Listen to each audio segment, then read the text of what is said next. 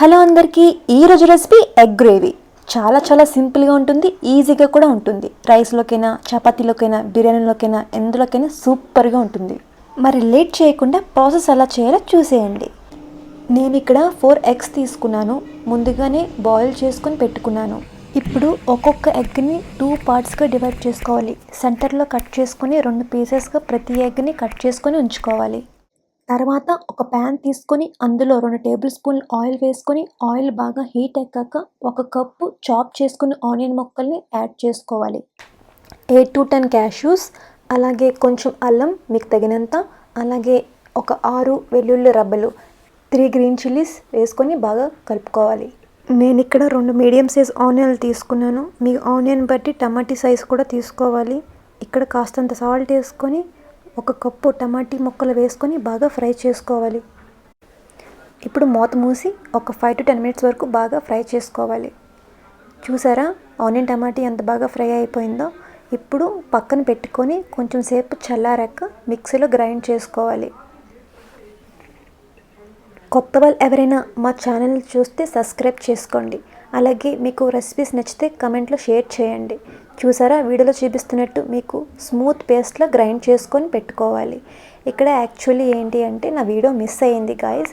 So onion టమాటీ అనేది mixie గ్రైండర్లో వేసుకొని స్మూత్ పేస్ట్లో వచ్చే వరకు బాగా గ్రైండ్ చేసుకోవాలి. ఇప్పుడు అదే ప్యాన్లో 3 టేబుల్ స్పూన్ల ఆయిల్ వేసుకొని ఆయిల్ హీట్ ఎక్కాక ఒక 1 టీ స్పూన్ సాల్ట్, అలాగే 1 టీ స్పూన్ పసుపు వేసుకొని మనం కట్ చేసి పెట్టుకున్న గుడ్డు ముక్కల్ని ఒక్కొక్కటిగా యాడ్ చేసుకోవాలి. 2 వైపులా బాగా ఫ్రై చేసుకొని పక్కన పెట్టుకోవాలి. గోల్డెన్ కలర్లో వచ్చే వరకు బాగా ఫ్రై చేసుకొని ఇప్పుడు ఒక ప్లేట్లోకి తీసుకోవాలి. ఇలా ఎగ్ని పీసెస్గా డివైడ్ చేసుకొని ఈ విధంగా ఫ్రై చేయండి. టేస్ట్ చాలా బాగుంటుంది. ప్రతి ఒక్కరికి నచ్చుతుంది. మీరు ఒకవేళ ఈ రెసిపీని ట్రై చేస్తే కనుక కమెంట్లో చెప్పండి ఎలాగుందో గాయస్. సో ఇప్పుడు ఒక్కొక్కటిగా ఫ్రై చేసుకున్నాక ప్యాన్లో ఒక బౌల్లో తీసుకొని పక్కన పెట్టుకోండి. ఇప్పుడు గ్రైండ్ చేసి పెట్టుకున్న ఆనియన్ టమాటీ పేస్ట్ని ప్యాన్లో యాడ్ చేసుకోవాలి.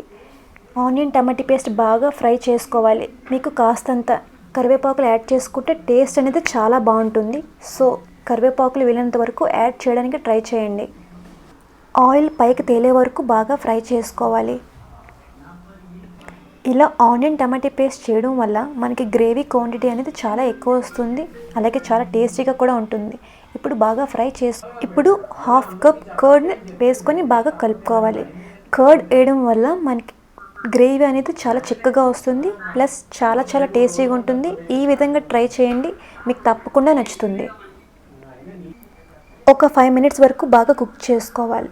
ఇప్పుడు 2 టేబుల్ స్పూన్ రెడ్ చిల్లీ, అలాగే 1 టేబుల్ స్పూన్ కొరియండర్ పౌడర్ వేసుకొని బాగా ఫ్రై చేసుకోవాలి.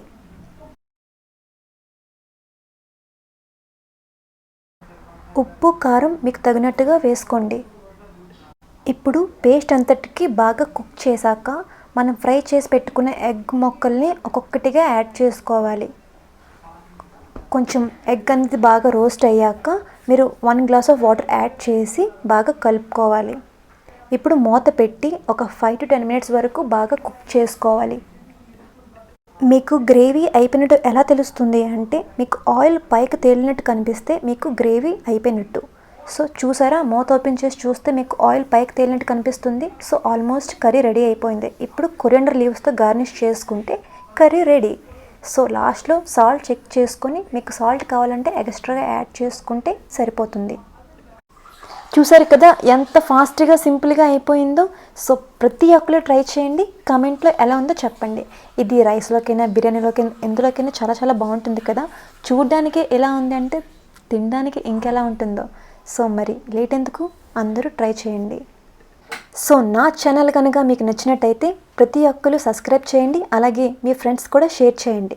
సో మరిన్ని నెక్స్ట్ వీడియోతో కలుద్దాం. Until then, bye. Keep watching my video until the end. Thank you everyone.